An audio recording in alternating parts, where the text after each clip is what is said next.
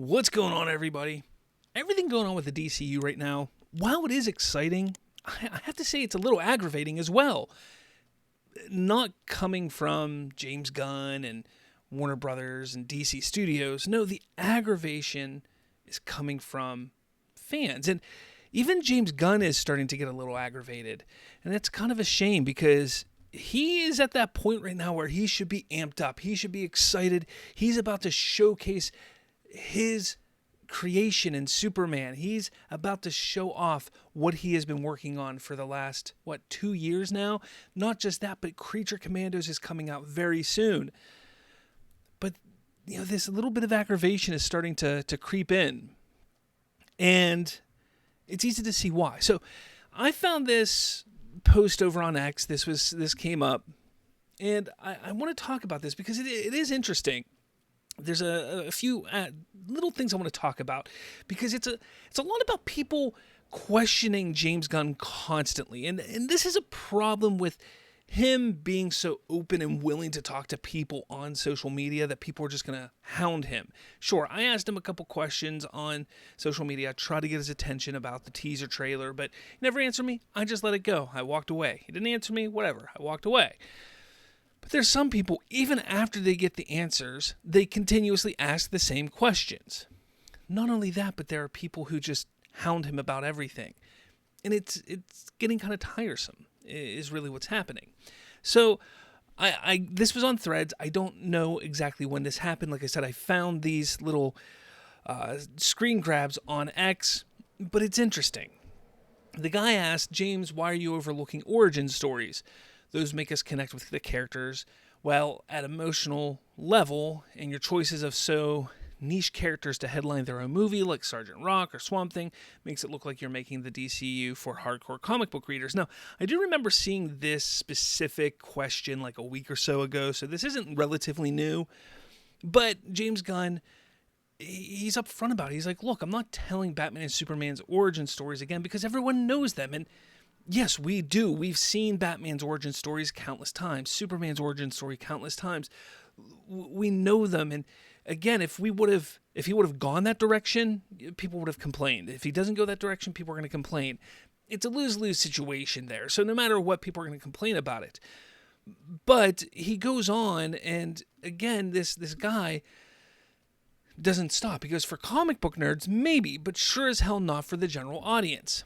And this is one thing that I've even brought up in some of my live streams and videos is, why do people put down the general audience so much? They're not all stupid. Actually, the majority of them are not stupid. But people like to sit there and say, the general audience can't understand it. The general audience won't understand it.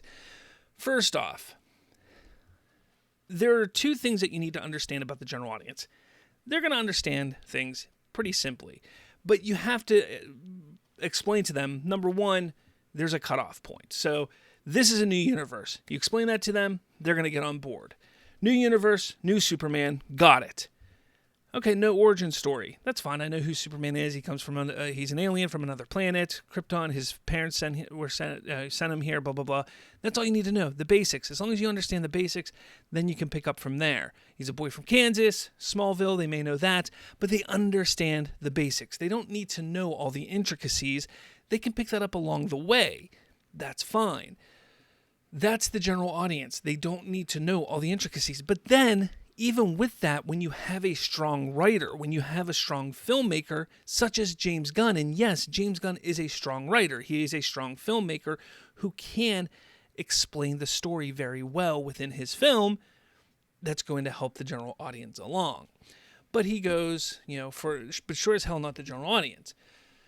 James Gunn says, again, it's just two DC characters, Batman and Superman, and it is definitely for everyone.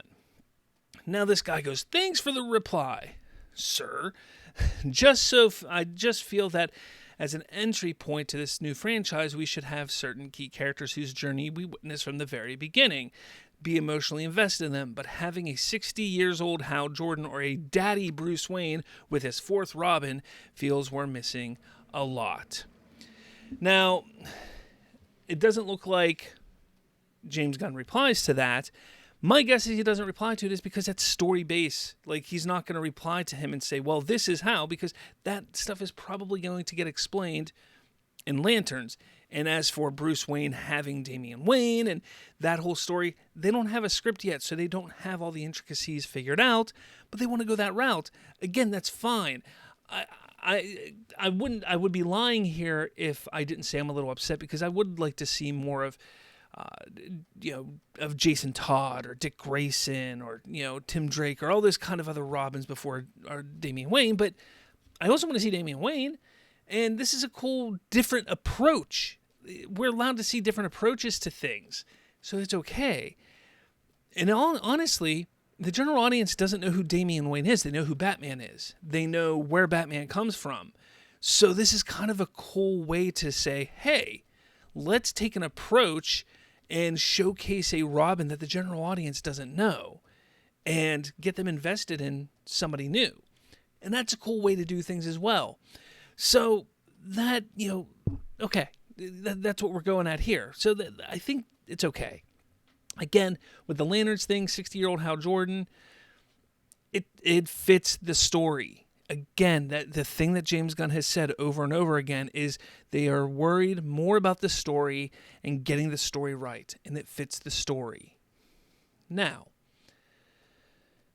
this is where things get interesting, because James Gunn, you start to see get aggravated. And this kid again says, any thoughts on general audience hesitance of getting to be thrown straight into a world where heroes like Hal Jordan, Hawkgirl, etc. have existed for decades?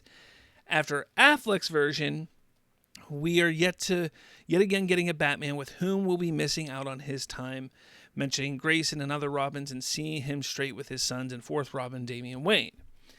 And James Gunn, I see you've asked this question 1,000 times. Just FYI, I mute folks when they spam or ask the same questions over and over.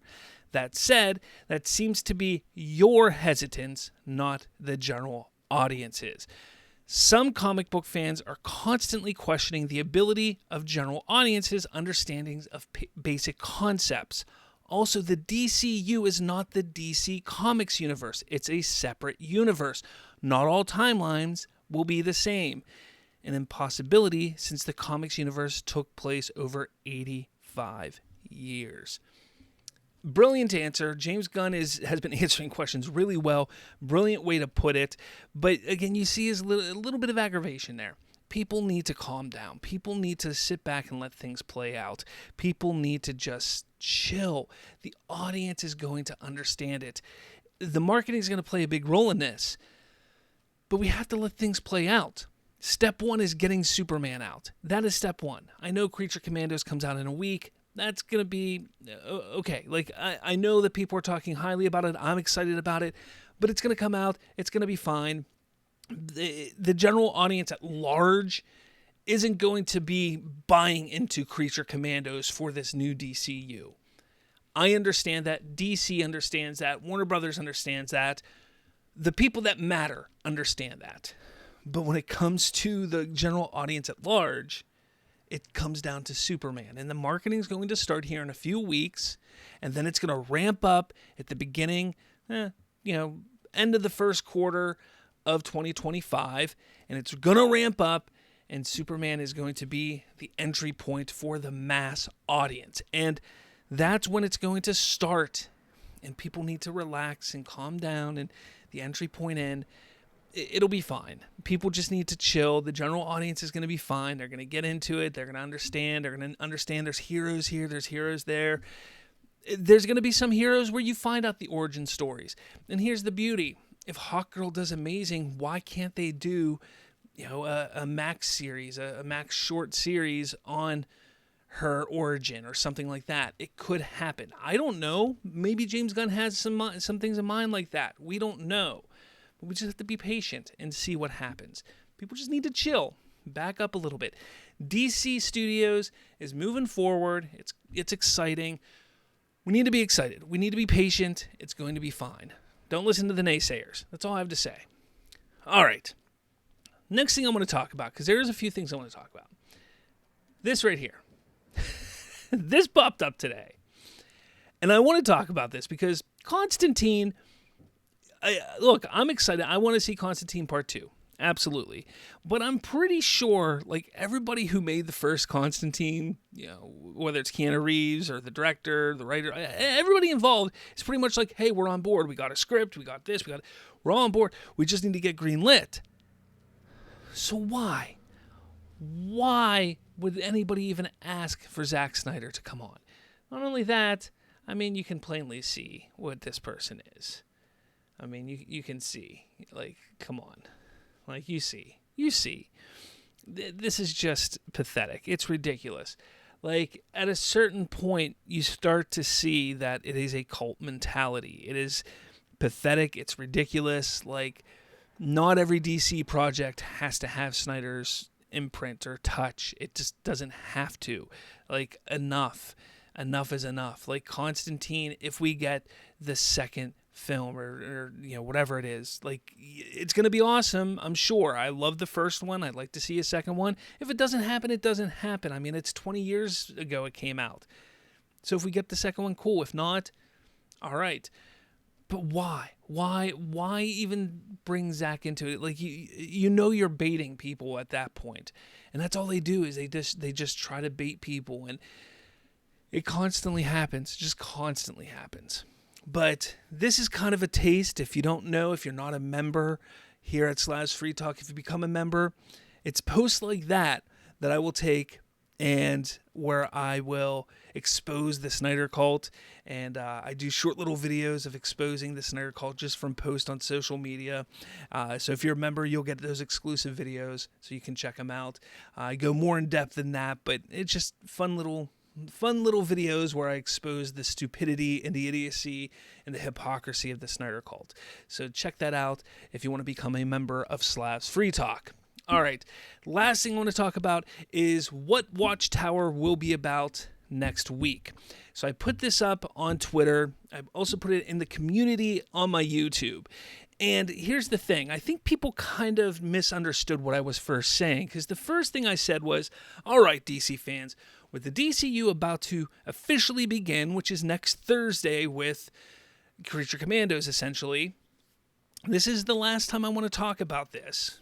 Kind of. I know it's going to be brought up again. But what would have saved the DCEU? And then I get a little specific. I say specifically, in 2022 and 2023, what would have saved the DCEU and allowed it to keep it moving forward? And there, some people who talked and brought some things up, they said some things here. And I don't think people really understood, specifically even in my YouTube community. I don't think they understood. So I went on to community, and then I went here, and I said, let's clear it up a little bit. Let's say it's the end of 2022. The DCEU has been a catastrophe, and a few more films are on the release schedule. So think of it like it's 2022. We got Blue Beetle, we got Aquaman, we got Shazam, and Flash to come out still. Warner Brothers Discovery comes to you and asks you, what can save the DCEU? So we're at that point. What do you tell them? And, we got some comments here. Again, and I think some people still don't understand completely what it is.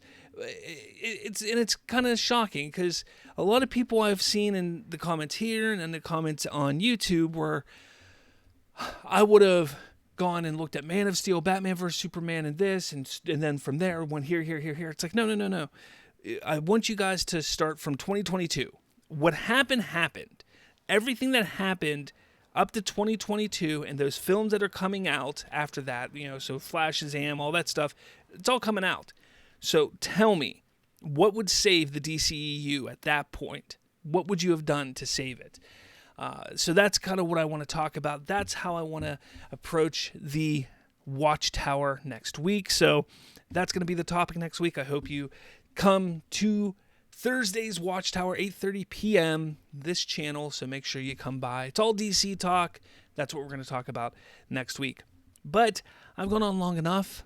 Let me know what you guys think about this, what you guys think about James Gunn. The general audience, do you think they should be, get a little more credit? I think they need to have a little more credit. Look, I completely agree that they need to separate themselves. Like DC needed to separate the old DC to the new DC, recasting and everything like that to really signify this is a new universe, specifically the Justice League. But after that, yeah, the general audience is smart enough to understand what's going on. Let me know your thoughts in the comments below. With all that said, I'll catch you all later.